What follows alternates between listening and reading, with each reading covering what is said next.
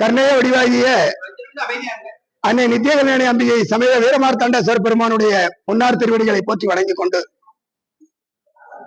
இன்றைய இந்த புனிதமான உணவார் பணியிலே கலந்து கொண்ட அடியார் பெருமக்கள் அனைவருடைய திருவடிகளையும் அடியன் மனமொழி மெய்களாலே வணங்கி நமக்கு வழிகாட்டியாகவும் குருவாகவும் இருந்து அனுகிரகம் செய்கின்ற ஆச்சாரியமூர்த்திகளுடைய திருவடிகளையும் தோன்றா துணையாக இருந்து அனுகிரகம் செய்கின்ற குணமட்டி ஆதனம் சிறு சிறு சன்னிதானம் அவர்களுடைய திருவடி மலர்களையும் மனமொழி மெய்களாலே வணங்கி ஒரு 10 நிமிஷம், ஏன்னா அடுத்து நம்ம பாவநாசன் தரிசனத்துக்கு போக வேண்டியிருக்கு. அதனால ஒரு ரொம்ப நேரம் நீட்டிக்காம ஒரு 10 நிமிஷத்துல மட்டும் நம்முடைய சிந்தனையை தடை இல்லாமல் செய்வதற்காக இந்த சிந்தனையை தொடங்குது. பெரியவர்களே, நம்ம ஏற்கனவே இந்த கோயிலுக்கு நம்ம பல தடவை வந்திருக்கிறோம். இந்த கோயிலை பற்றிய விசாரணைகள் நம்ம பல தடவை இதை பத்தி பேசியிருக்கிறோம். இன்றைய நாள் நமக்கு ஒரு சிறப்பான நாள். அந்த நாள் சிறப்பை இன்று நாம சிந்திக்கிறோம். இன்று 63 நாயன்மார்கள் ஒருவராக திகழ்கின்ற கவர்ச்சிங்க நாயனாருடைய குருபூஜா தினம். நம்ம ஏற்கனவே பஸ்ல வந்தவங்களுக்கு கொஞ்சம் பஸ்ல அந்த ஆடியோ கொஞ்சம் போட்டிருந்தோம்.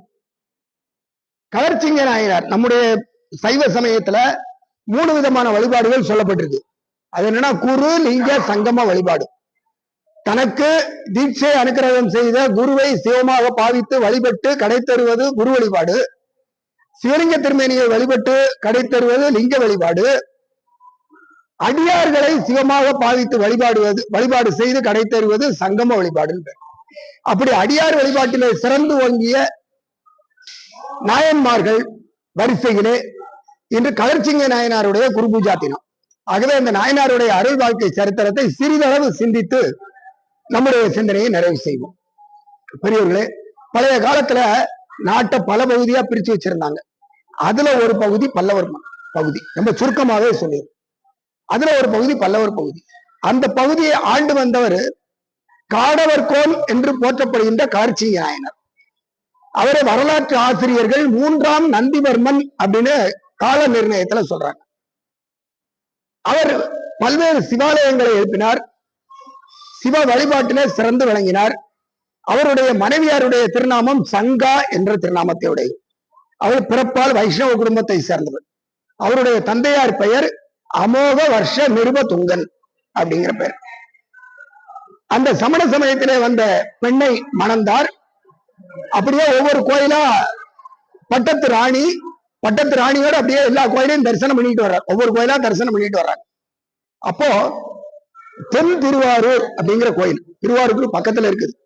அந்த தென் திருவாரூருங்கிற கோயில்ல வந்து தரிசனம் பண்ண வர்றாங்க. நம்முடைய கோயிலை மாறி கலை பொக்கிஷம் உள்ளது வேற எங்கேயுமே கிடையாது. ஒரு தூணை எடுத்தனா கூட அதுல உற்று கவனிச்சேன்னா ஏகப்பட்ட விஷயங்கள் இருக்கும். ஆனா நம்ம யாரும் அதை பார்க்கறதே இல்லை. வந்தோம்னா சாமியை பார்க்கறதுக்கே நமக்கு நேரம் கிடைக்கிறது இல்லை. ஏன்னா வந்தா நம்ம பேச்சு உண்டு, நம்ம வேலை உண்டு, நம்ம சீரியல் உண்டு, அப்படியே போயிடும். ஒவ்வொரு கோயில்ல ஒவ்வொரு தூணிலையும் அந்தந்த ஊரில் உள்ள ஸ்தலபுராணத்தினுடைய விவரிப்பு ஒவ்வொரு தூணிலையும் இருக்கு. அதெல்லாம் நம்ம பார்க்கணும், அந்த உள்ளவங்கிட்ட கேட்டு தெரிஞ்சுக்கணும். அந்த கலை பொக்கிஷங்களை எல்லாம் இந்த சங்கா என்ற பட்டத்தரசி பார்த்துக்கிட்டே வர்றா. அவளுக்கு வந்து சுவாமிகிட்ட லயிக்கல. காரணம் என்னன்னா, அவ சமண சமயத்தை சேர்ந்தவள்.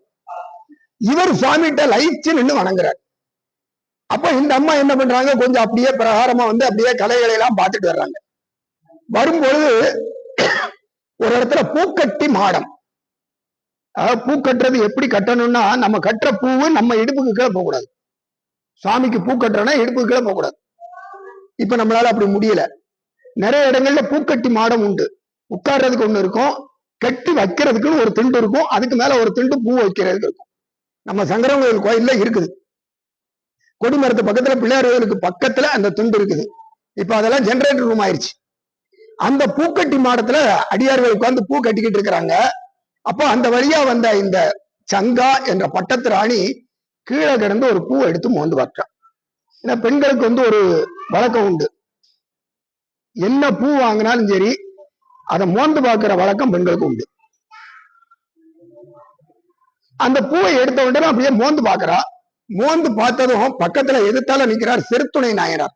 அவர் யாருன்னா தஞ்சை, கீழத்தஞ்சை அப்படிங்கிற பகுதியினுடைய குறுநில மன்னர். அவர் சிவ அபராதத்தை பொறுத்து கொள்ள மாட்டார். இந்த பூவை எடுத்து மோந்து பார்த்ததும் சுவாமிக்கு சாத்துறத மோந்து பார்க்க கூடாது.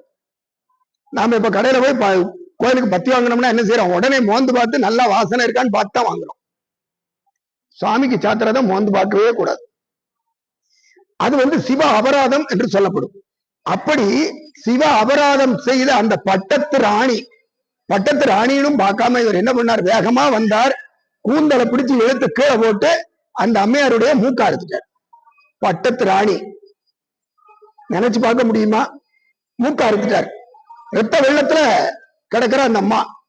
கவர்ச்சிங்க நேரம் அப்படியே சுத்தி வர்றார், தரிசனம் பண்ணிட்டு சுத்தி வர்றார்.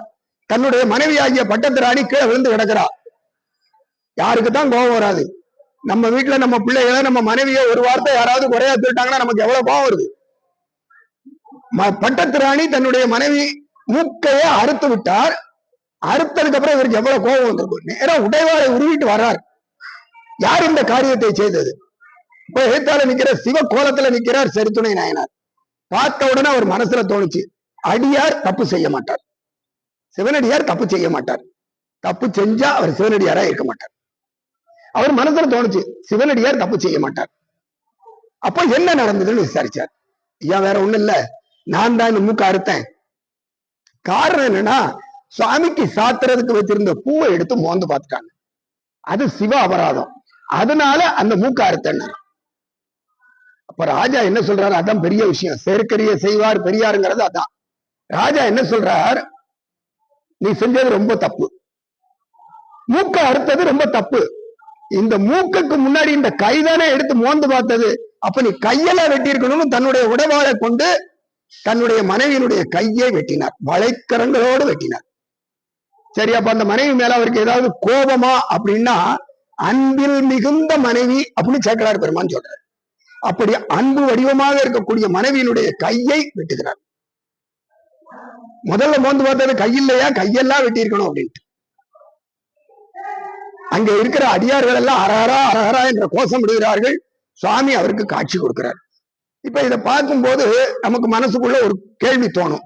நீங்க கைய வெட்டிட்டாரு, தன்னுடைய மனைவி கைய வெட்டிட்டாரு, இதெல்லாம் ஒரு பெரிய விஷயமா? இதெல்லாம் அபராதத்துக்குரியது இல்லையா அப்படின்னு தோணும். இந்த இடத்துல ஒரு சின்ன நுணுக்கத்தை வைக்கிறார் சேக்கரார் சுவாமி.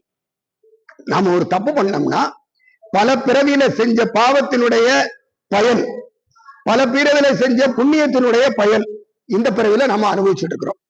இந்த பிறவில நாம செய்யறது அடுத்த பிறவிக்கு போய் சேரும். இந்த பிறவில இப்ப நம்ம செஞ்ச தப்புக்கு இப்பவே தண்டனை கிடைச்சிருச்சுன்னா இது அடுத்த பிறவிக்கு வித்தாகாது. அதனால என்ன பண்ணாரு? சிவ அபராதம் செய்ததுனால அந்த கையை வெட்டி அதுக்கு உடனே தண்டனை கொடுத்தார்.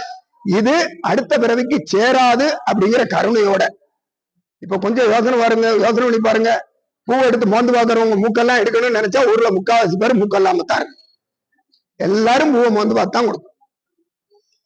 அது சிவ அபராதத்திற்கு எக்காலத்திலும் தண்டனை உண்டு என்பதை சேக்கிழார் பெருமான் இந்த சரித்திரத்தின் வாயிலாக நமக்கு சொல்கிறார். இன்றைய நாள் கவர்ச்சிங்க நாயனார் என் பெருமானுடைய திருவடியிலே கலந்த ஒரு பொன்னாள். இந்த நாளிலே அன்னை நித்திய கல்யாணி அம்பிகை சமேத வீரமார்த்தண்டேஸ்வர பெருமானையும் இன்றைய குருபூஜா நாயகராக வீட்டிருக்கக்கூடிய கவர்ச்சிங்க நாயனாருடைய திருவடிகளையும் நாம் எல்லோரும் மன மொழி மெய்களாலே வணங்கி எல்லா நலமும் பெற்று நல்வாழ்வு வாழ்வோம் என்று கூறி இன்றைய சிந்தனையை இவ்வளவிலே நிறைவு செய்வோம். திருச்சிற்றம்பலம். நம பார்வதி பதையே ஹர மகாதேவா.